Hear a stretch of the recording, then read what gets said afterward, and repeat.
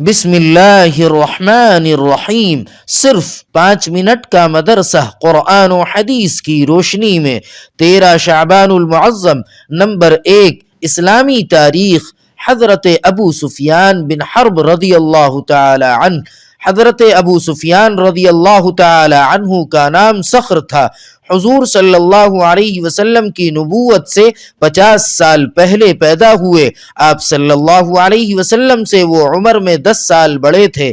مسلمان ہونے سے قبل وہ حضور صلی اللہ علیہ وسلم اور اسلام کے بڑے دشمن تھے۔ کئی مرتبہ مسلمانوں کے خلاف جنگ کی، جنگ احد میں کفار کی قیادت کی، لیکن ان کی بیٹی ام حبیبہ رضی اللہ تعالی عنہا شروع ہی میں مسلمان ہو گئی تھیں اور اپنے شوہر کے ساتھ حبشہ ہجرت کر گئی تھیں۔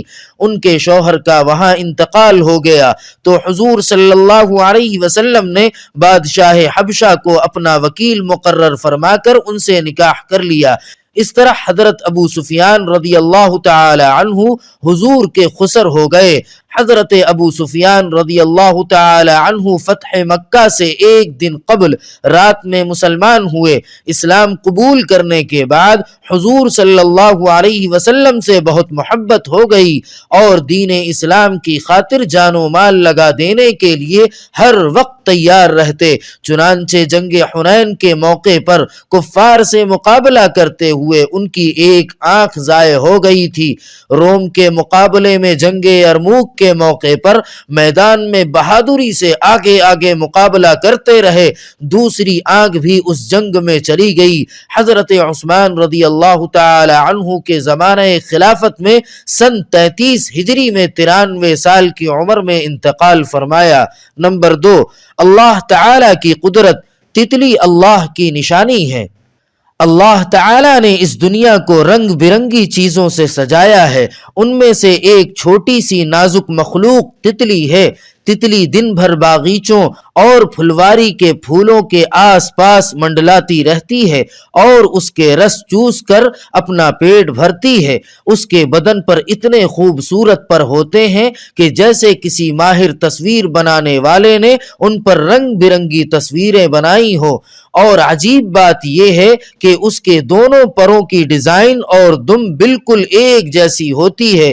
یہ اللہ تعالی کی قدرت کی کاریگری ہے جس نے ایک چھوٹی سی مخلوق تتلی کو اتنے رنگ عطا کیے ہیں۔ نمبر 3، ایک فرض کے بارے میں چند باتوں پر ایمان لانا۔ رسول اللہ صلی اللہ علیہ وسلم نے فرمایا، جب تک کوئی بندہ ان 4 باتوں پر ایمان نہ لائے تو وہ مومن نہیں ہو سکتا۔ 1، اس بات کی گواہی دے کہ اللہ کے علاوہ کوئی عبادت کے لائق نہیں۔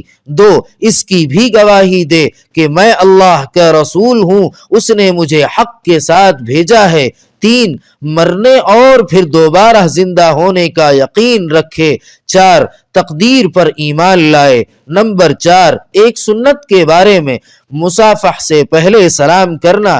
حضرت جندب رضی اللہ تعالی عنہ سے روایت ہے کہ آپ صلی اللہ علیہ وسلم کی عادت شریفہ تھی کہ جب بھی آپ صلی اللہ علیہ وسلم اپنے اصحاب سے ملتے تو سلام کیے بغیر مصافحہ نہیں فرماتے تھے۔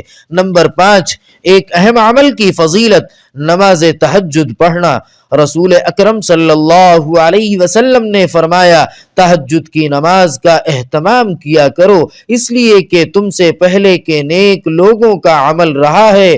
رات کی نماز اللہ تعالی سے قربت کا ذریعہ ہے، گناہوں سے بچانے والی ہے، خطاؤں کا کفارہ ہے اور جسم سے بیماری کو دور کرنے والی ہے۔ نمبر 6، ایک گناہ کے بارے میں پیشاب کے چھینٹوں سے نہ بچنا۔ رسول اللہ صلی اللہ علیہ وسلم نے فرمایا، پیشاب کے چھینٹوں سے بچو، کیونکہ عام طور پر پیشاب میں احتیاط نہ کرنے کی وجہ سے ہی قبر کا عذاب ہوتا ہے۔ نمبر 7، دنیا کے بارے میں، دنیا کا مال فتنہ ہے۔ رسول اللہ صلی اللہ علیہ وسلم نے فرمایا، ہر امت کے لیے ایک فتنہ ہوتا ہے اور میری امت کا فتنہ مال ہے۔ نمبر 8، آخرت کے بارے میں، اہل جہنم کی غذا۔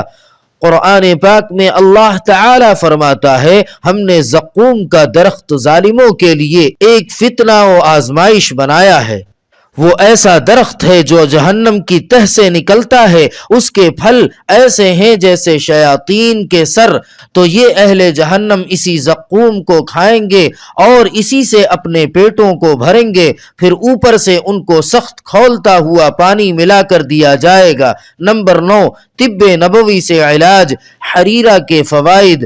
حضرت عائشہ رضی اللہ تعالی عنہا فرماتی ہیں کہ رسول اللہ صلی اللہ علیہ وسلم کے گھر والوں میں سے جب کسی کو بخار آتا تو آپ صلی اللہ علیہ وسلم حریرہ استعمال کرنے کا حکم دیتے اور فرماتے کہ یہ رنجیدہ آدمی کے دل کو قوت دیتا ہے اور بیمار کے دل سے رنج و غم کو اس طرح دور کرتا ہے جس طرح تم پانی سے اپنے چہرے کے میل کچیل کو دور کرتی ہو۔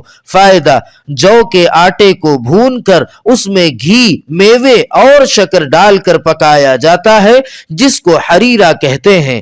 نمبر 10، قرآن پاک کی نصیحت۔ قرآن پاک میں اللہ تعالی فرماتا ہے اے ایمان والو، تم آپس میں ایک دوسرے کے مال کو ناحق مت کھاؤ مگر جو مال آپس کی رضامندی سے کی ہوئی خرید و فروخت سے حاصل ہو تو اس کو کھانے میں کوئی حرج نہیں۔ سبحان ربک رب العزت عما یصفون وسلام علی المرسلین والحمد للہ رب العالمین۔